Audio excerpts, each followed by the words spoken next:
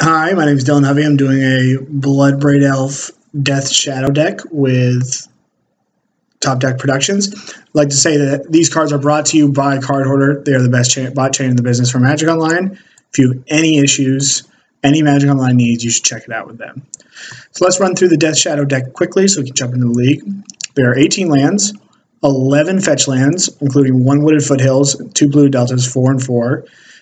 In order, the Wooded Foothills is to facilitate getting our forest, and then the 2 other extra black lands are to facilitate the Watery Grave Splash. Then you got our Stomping Ground, and then our 2 Overgrown Tombs and the Blood Crypt.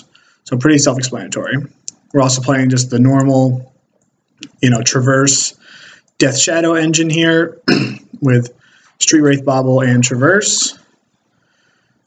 Moving into the main deck, we've got the namesake of the card here. 2 Fatal Pushes, 2 Inquisition of Kozilek, which is down from the original 4. We'll get to that later while we decided to cut a couple of those. 4 Thoughtseizes, 2 new additions. We're adding some Lightning Bolts to the deck, and we'll get to that later. And then, obviously, our 4 Traverses. In our 2-drop slot is the Tarmogoyf, which is the second most efficient creature in the deck and in the format. 2 Abrupt Decays, just to handle various, it's very good in the Jund Mirror, it's good in the Grixis Death Shadow Mirror. It's good at hitting cards from Affinity. Abrupt Decay is great. 2 Collective Brutalities, just a very flexible card that's been added to our main deck that's centered around, the big surprise at the end. 3 Liliana the Veils, as it's the card that helps keep the deck together. It helps mitigate the wrong half problem that this deck sometimes has.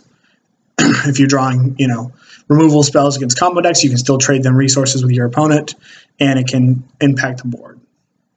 2 Kolaghan's Commands, which are just cards that are very versatile, do everything decently well, but when there are 2 modes that are great, that's when the card really shines. Last, we have added My Lady Bloodbraid Elf to the deck,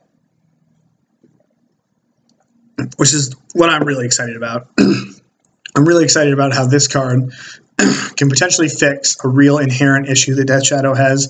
It just does not have very much late-game staying power, and this card has late-game staying power written all over it. That's why we've decided to add 2 Kolaghan's Commands to the deck, because that combo is just unreal value, and it's just backbreaking. 2 Collective Brutalities as their better cascades. They're a little more flexible than just regular discard spells, and 2 Lightning Bolts as their better cascade targets. Bloodbraid Elf is not the main part of this deck. It is the supplemental part to that already very powerful Death Shadow shell. In my opinion, Death Shadow Jund cemented itself as the best deck in the format after its performance at the Pro Tour. It had an insane conversion rate. People have moved off Grixis, and they've moved back to Jund as it's just the streamlined deck that has great sideboard transitions, and it's just a fantastic deck. Bloodbraid Elf, there are less good hits. Like, this card is not as good in this deck as it is in Jund. It's taken Jund from essentially on the outskirts of playability to potentially the best deck in the format. This was, in my opinion, the best deck in the format beforehand, and Bloodbraid Elf should be a great improvement to that. So, there are some poor hits that are situational, like if you hit a Traverse, you Delirium. If you have a Death Shadow, you're at 16. But I don't see, by the time we have 4 lands in play, those being a problem with Death Shadow or with Bloodbraid Elf. And if it is, there's something else going on in the game that's not good.